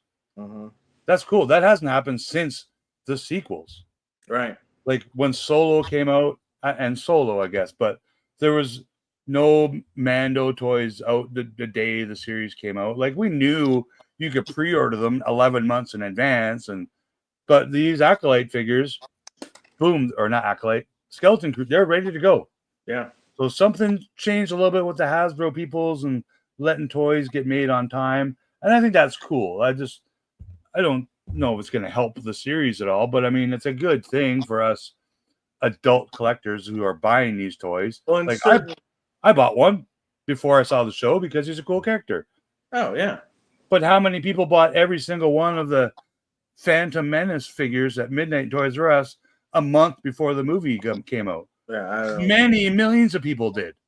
I don't remember there being. Of course, I was living in a place that didn't get a lot of stuff like that. But yeah, no. When Episode 1 came out, they had midnight openings at Toys R Us where people can go buy like 28 different Episode 1 action figures and spaceships, and we hadn't even. I think we always thought it was a trailer, like and on dial-up internet. Like the internet had just started, like 3 years before. And George Lucas utilized it, and I remember watching that first trailer. You know, you press play and you had to wait because you're waiting. You have to wait for the video to load because you're on 56K modem, and the video quality is only like 360 DPI, and it's this big, but you still gotta wait 8 minutes. You know, so that's just something about the toys, but let's not bring up Ahsoka again. That got me all fired up. You did. Complaining it's a big galaxy, not a small town where you bump into people. It's not that big a galaxy. Like, I mean, I don't know how big the galaxy is. Maybe there is only 12 planets in a galaxy, right? What? No. Well, how do we know it? Have you? It's not real. It's Star Wars is not real, right? It is fiction, right? But there is a canon map of the galaxy. Yeah, but I mean, it's still not real. Like it's kind of like us, realistically, in real world. We don't know that there's one other planet. Right. So, I mean, for someone to complain like this, because I like to watch Star Wars and think, yeah, it's real. I know it's not real. It's just, but I mean, I like to think of it like it could be real. Right. Well, and that's the fine line of the fan service, right? Like you want to see something that was a lot familiar, right? But at the same time, like in Rogue One, when she bumps into the Doctor in Ponda Baba, you know, it's so that was like I'm on the fence about that. Like that was like a strangely done thing, but at the same time, you went, oh, that was cool to see them. But then it does beckon you go, well, that's not very realistic, you know? And but I mean, how is it not realistic? Like, if I live in the city of Vancouver and we have 4 really popular nightclubs, right? And then I go visit the city of Miami, Florida, who also has 4 very popular nightclubs. There's a chance I might run into someone from Vancouver in Miami. Here's a story. I went to Disneyland in 1984 with my family. I saw 6 people that I knew from here in Vancouver. Okay. What are the odds of that? Like, it's not like running into before internet, and like one was from school, one like worked at like the hobby store, one where like was like a football opponent at another school. Like it is a small world, like it really is. So, and like I said, Star Wars, it's kind of real. Like I want to. There's, I don't. How do I put this? You want to be immersed in it to feel like it's real. Yes, because that's what makes it entertaining. To be so unrealistic, like a Friday the 13th movie, or superhero and I movie. understand when like when you travel to and from Alaska, in the Seattle, like when you go to the Seattle airport, there is only one part of the Seattle airport that actually goes to Alaska. Okay. And you better believe when you are going to or from Alaska, and you get off or on the plane in the 4 gates and the corner, people. It's like right, but so think of that like a certain. But the galaxy of Star Wars, I don't think is supposed to be that small. No, but think of that airport where you're going to Alaska as the spaceport, like Mos Eisley Spaceport. Right, It's I a could see that. spaceport for people from other planets to come and Right, and and I buy could see it. And I Sprite think the difference, and have the a only beer with difference, Walrus Man. right, and the only difference maybe between that and Rogue One is that, and I can't remember the name of that planet, but the planet that they went to where they ran into the Doctor and Ponda Baba, Yeah. it was not a nightclub. It was not a Mos Eisley cantina. No, It but I wasn't. bet you It they didn't just have left the any. cantina there because The only I think thing they're possible, alcoholics. right? Because like Dr. Evazan and this may not be canon anymore, right? But they were like serial killers, right? And they traveled the galaxy and they abducted people and they conducted experiments on them and they were like serial killers. And that might be the only reason they were on a planet like that where a bunch of shit's going on. You know, the Empire's coming and taking all the. I gotta back up Dr. Evazan and Walrus Man here. Mm-hmm. So in the original A New Hope, Star Wars, right. we're wanted in 50 districts or whatever he says, right? Yeah. So they can't just go anywhere they want. They can only go to these secret, space ports. Mm-hmm. You know what I mean? So that's kind of why, so now in the Skeleton Crew, we're at another kind of a secret space port. Right. So this is an ideal place for someone that is an ideal. Hondo or Omega or Chewbacca or anyone, any Star Wars character. Anybody could be there. But the planet in Jeddah, Rogue One, that's where it was. Jeddah, right? So Jeddah, that doesn't fit that criteria, right? There's a huge Imperial presence because they're removing the crystals, and people are trying to get out of there. Systems. And like if you were wanted on 12 systems, like Jeddah would probably be the last place you'd want to go because it's swarming with Imperials, right? And so that's the only thing about it. Like it was to me, it was like, hey, let's put two guys in there. Hey, how about these two guys?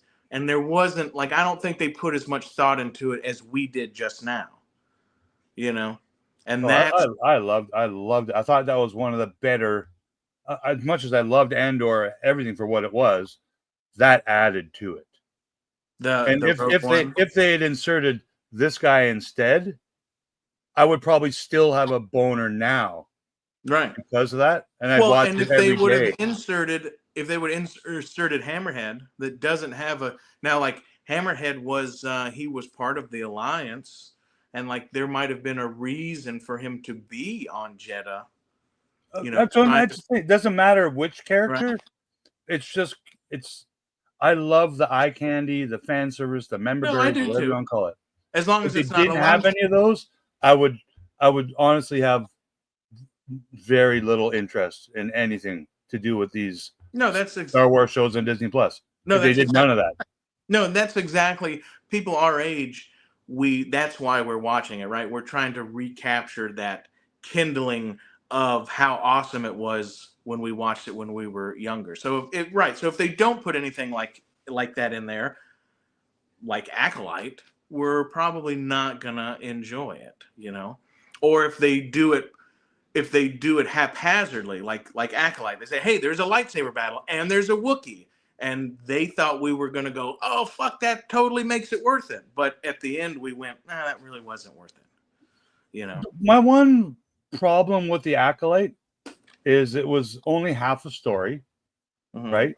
Because I think the writers and people went into it thinking, okay, here's the first half. And I think with all the shows, Acolyte, Andor was originally meant to be 7 seasons. And Mandalorian, so far, so good. But Book of Boba Fett, Kenobi, Ahsoka, everything was planned to be more than 1 season. So the story is not a complete story.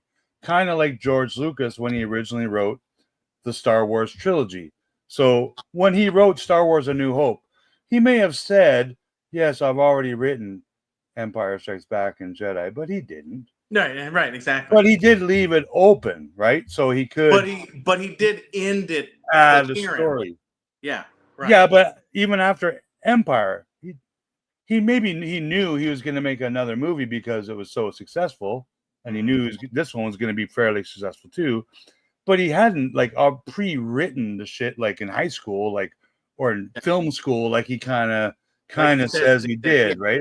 He says a lot of bullshit. But like with Leslie Headland and the Acolyte, we'll use that as an example. She had wrote a bigger story. This was the part they're like, here, we'll throw out the first part. Let's see how it goes. As long as it ends good, cliffhanger, what do you want to call it? If the fans love it, we'll do it. We'll there was an interview with her because like when it was announced that there would not be a second season of Acolyte, here, I just want to stop you there. Oh yeah. Lucasfilm, the company that makes Star Wars, has never announced there will not be a second season for anything. They have not made a public announcement that says we are not making a second season for Kenobi. Right. We are not making a second season for Kenobi. We are not making this. But yeah, people made posts to like, oh, they canceled it. Right. It hasn't been canceled. That's my point is that but that Leslie Headland girl, there is an interview where she specifically says that she is trying to leave the story open-ended in hopes of signing a second season. Yes. Yeah. So she knew that there was a possibility of there not being a second season, but she also, it was almost like, to me, especially with the way it ended, it was like she was trying to trick, right? Because she said, I'm trying to leave it open-ended so they'll sign me for a second season, right? Like she wants to continue to make money and have a job. So she's going to deliberately not tell a complete story like A New Hope was. I don't. That was the offensive part of it to me. I don't think that happens in the real world. Well, she did say that. And I knew that she said it. I remember it, and it's stuck in my craw. And if I put it this way, she's been paid for it. Right. And if I was an executive who was going to decide if we're going to pay this person, for them to say, we're going to deliberately not do our best, and we're going to leave it open-ended and not complete a story so we can drag out another season of money for myself. That's what I would hear as an executive. And I would have immediately, before it even aired, I would have said, we're not giving this motherfucker any more money because she thinks that she can fool us into signing her again. And so when she said that, which was before the first episode even really aired, that was the nail in the coffin for her.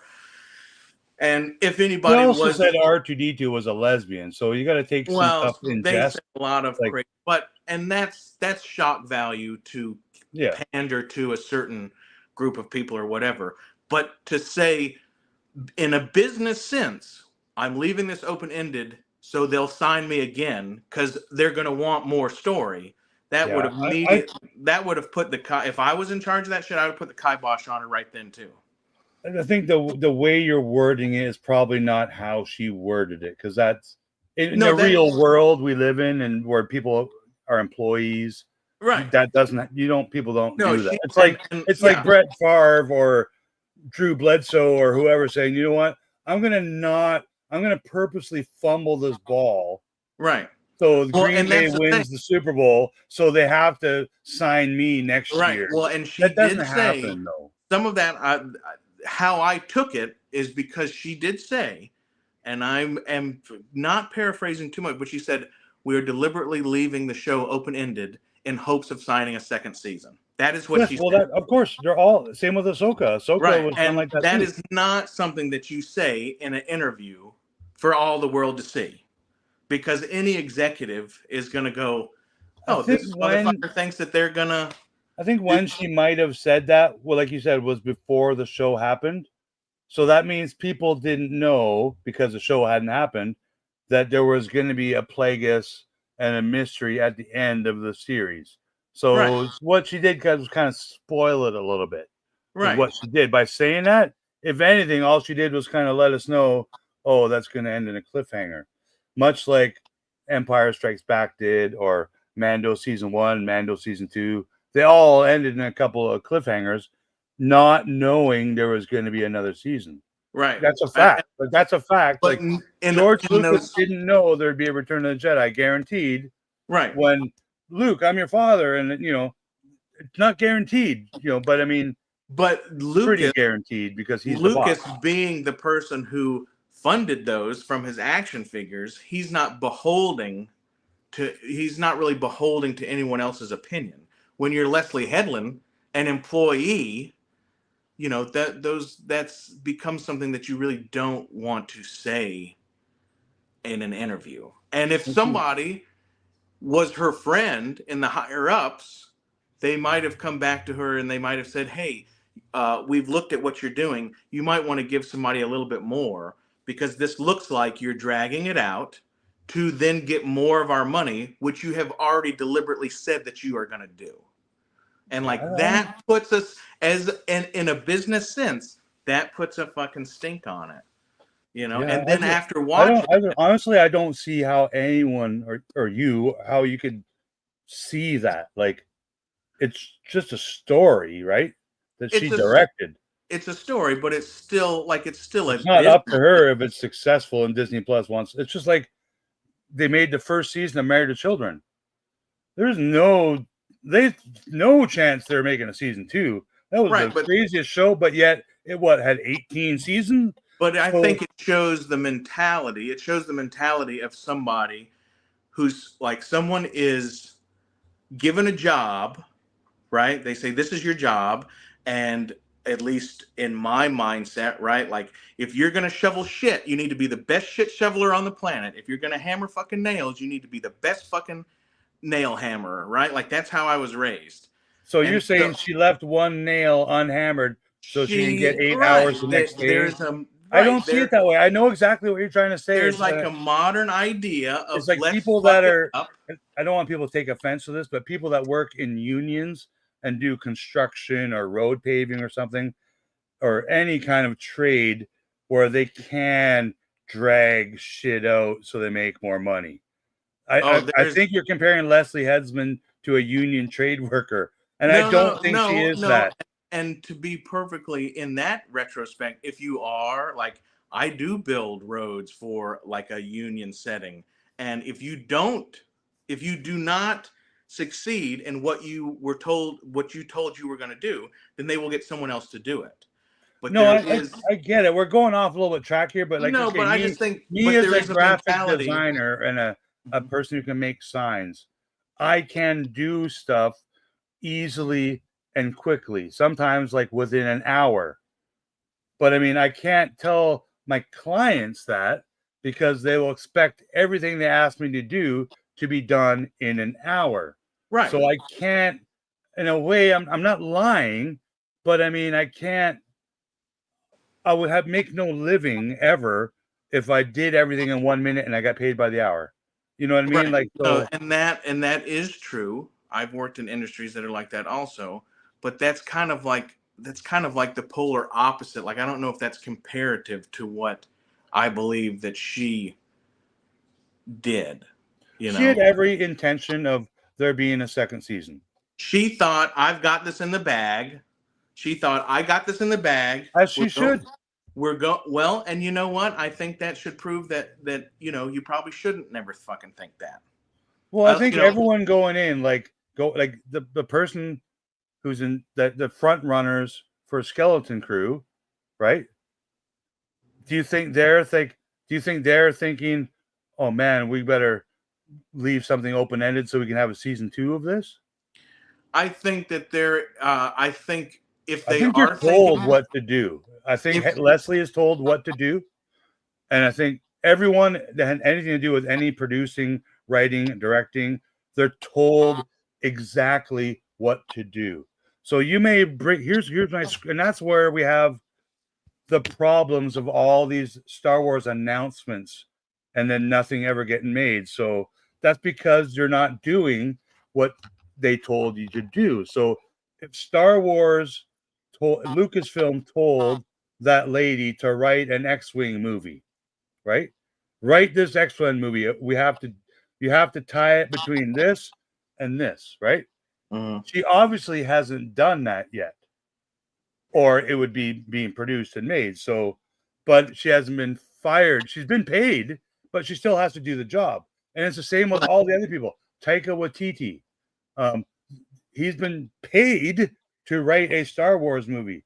He hasn't done it. It's been like 6 years, but he still has to follow through with it, or they just paid someone to do nothing. Right, and I agree But with they you. didn't pay Leslie to write a second season. But it's at the expense, and in her case, it appears to me that it was at the expense of doing the best job that you could do for the job at hand. And I think that, to me, that is the negativity. That is the part that offends me, is that from what she said and from what we got on screen, it was much more important to drag it out, in her sense, than to it was kind of the way that was written and edited. Like instead of producing something that was great, right? Like, I don't think there's anybody that wants to go into a job and they say, well, I'm going to half-ass this shit,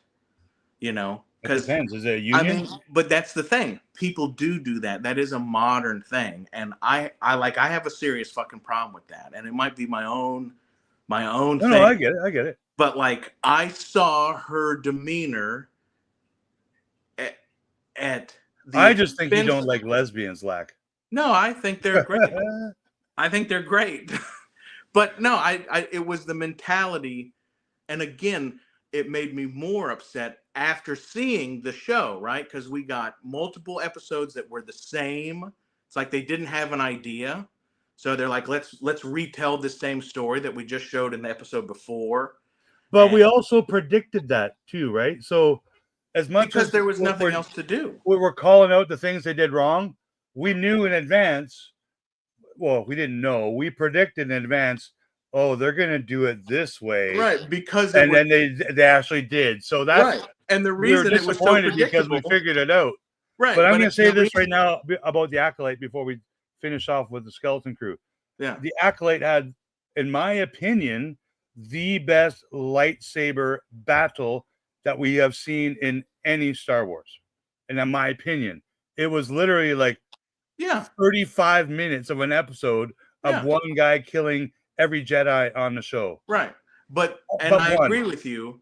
And what the one he didn't kill was the one that's dating the director of the show. So that's right. And I agree with you with that. But that, if that was our job, would we be going away going, hey, I know that the 5 of the 6 hours that we did was total shit, but hopefully this 35 minutes of fucking lightsaber makes up for it. We'll make up for it. And that's just how I saw it. I still like this series better than Ahsoka.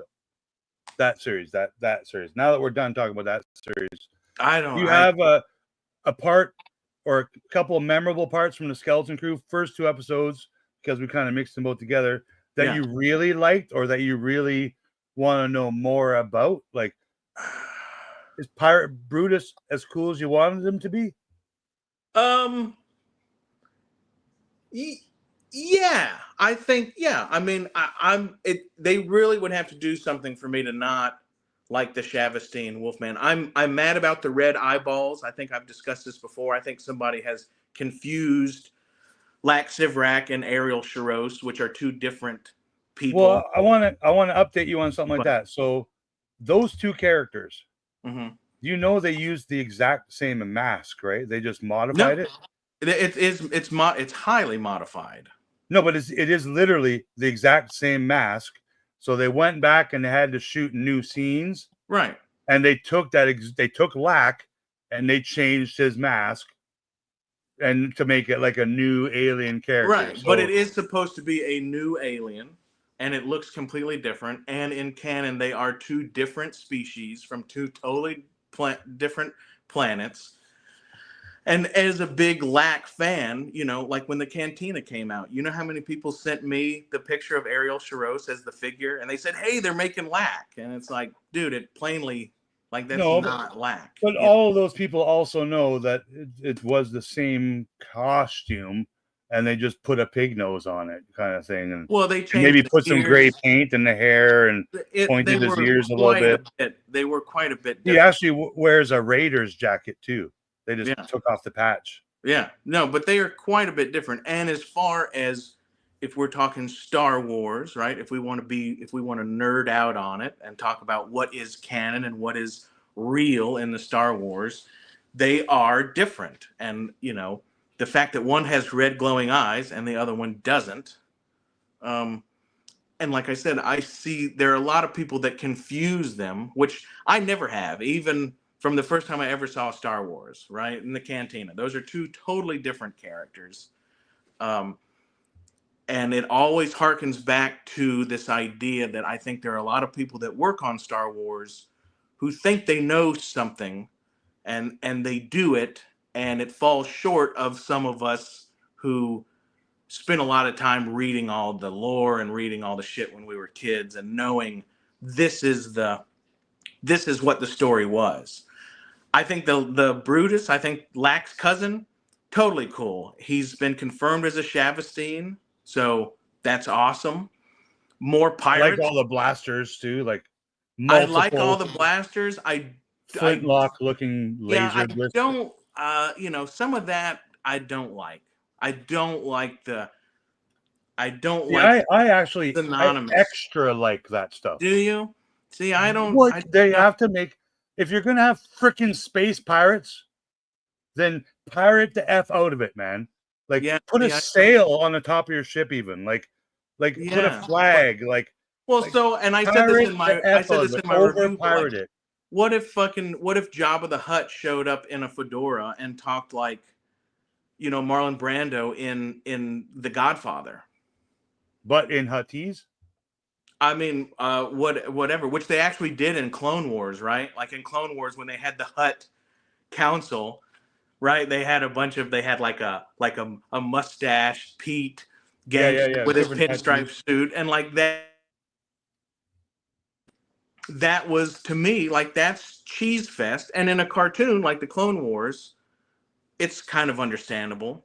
Mm-hmm. But when you go live action, I don't appreciate it, and maybe I'm just expecting more adulting, but the pirates are cool, but I don't understand why they need to mimic Earth pirates with their flintlock pistols and their hats.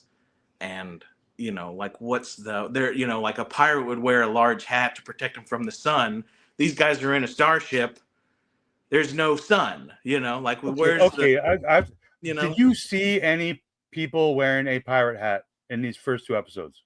No, they just showed them. So then you can't bring that up then, because there's nobody wearing a pirate hat. No, but that is pirating. The idea is there. That is pirating. Well, because Hondo wore a pirate-looking hat, right? And I thought, and it made me giggle, and I thought it. Cad Bane is kind of that cowboy-looking kind, and Mandoverse is kind of that John Wayne cowboy universe.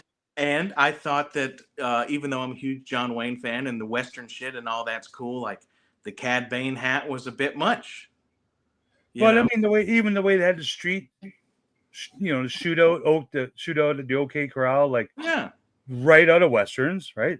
Yeah, totally. And the whole Mando story is based on old Japanese movies, and all of Star Wars is based on religion and World War II bombers, and so everything comes from somewhere. Like, even right now, you couldn't make a song and have it be original. It's just not possible, because every beat and every lyric has been spewed. Right. So you always have to remix old. But the idea of again. To me, the idea of drawing from something. That's a good word. Romanticize. The idea of drawing from something and then kind of blatantly copying it and changing it a little bit to me is quite a bit different, Well, here's how I see it, and I bet you how it happened. The writers of this movie, they wrote their story, and they have some artwork and stuff because they had people draw it. And I bet you Lucasfilm's people, so Filoni and Favreau, are like, hey, more piratey. Right, of course. Make it more piratey. Make it more right. So I agree with that. It's done on purpose. It's not done and then they go, should we allow this? No, they're like, no, more piratey. Yeah, more. No, so I know.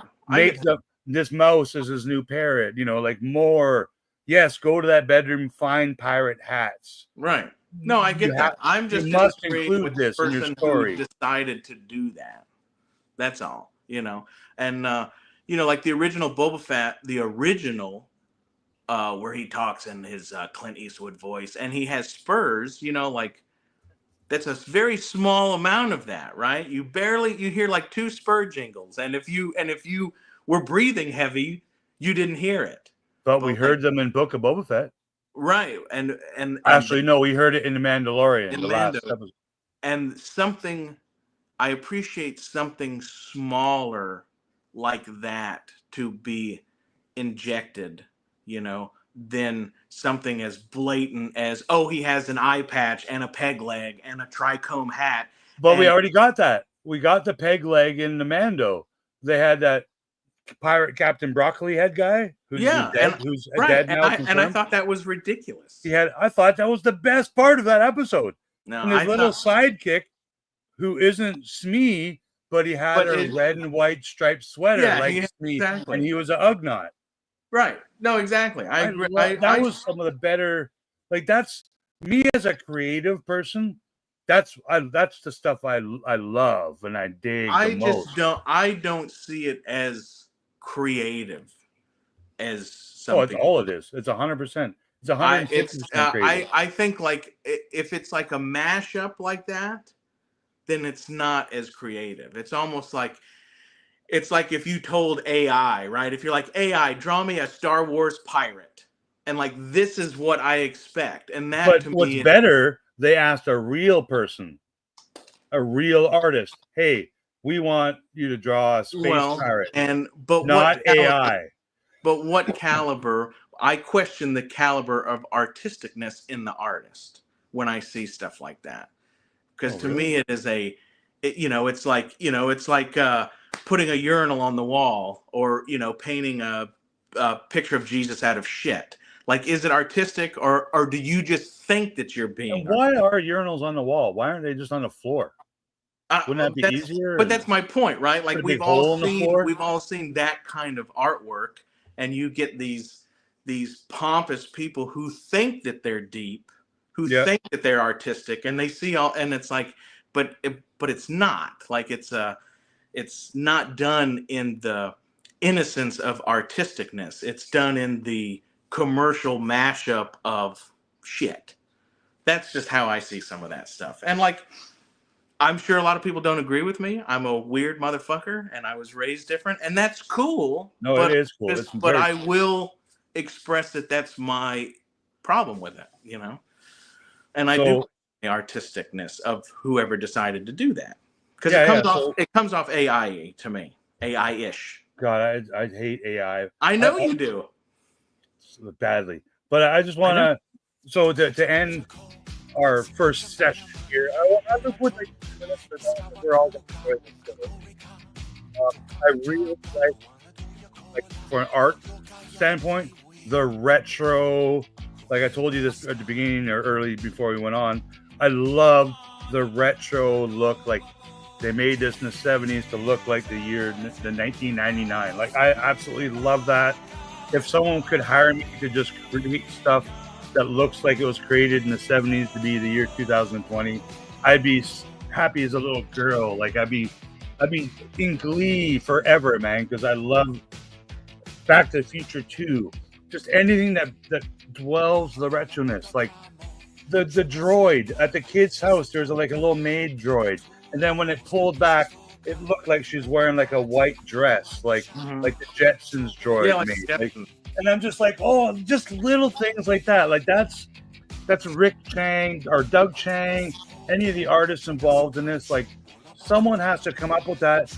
And if it didn't have that, there'd be less things for me to like in this show. Like today, Star Wars dropped this music video with this song playing. It's a real song, which I might get a copyright because the music is still the same, but the lyrics are all like in Huttese and before the day is over, someone's going to translate what those lyrics are, and it might spoil this whole series because they say At Attin, they say a couple of things that were like, oh, I wonder why that is.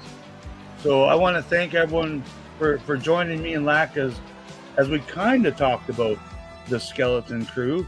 I think we both enjoyed it for what it is, a little bit of a fun ride. Oh yeah. I think I'll be if we watching find it. I will something be we don't watching. like, we'll let you know about it. You'll be the first to hear about it. You'll be the first. But yeah, thanks everyone for joining me and Lack today as we shooted the stuff about the Skeleton Crew. And hopefully you enjoyed it as much as we did, because it was a fun ride. And come on, man, we all liked the Goonies. Did any of us hate the Goonies as kids? I don't think so. So thank you very much, and we'll see you the next. Left coast is the best coast.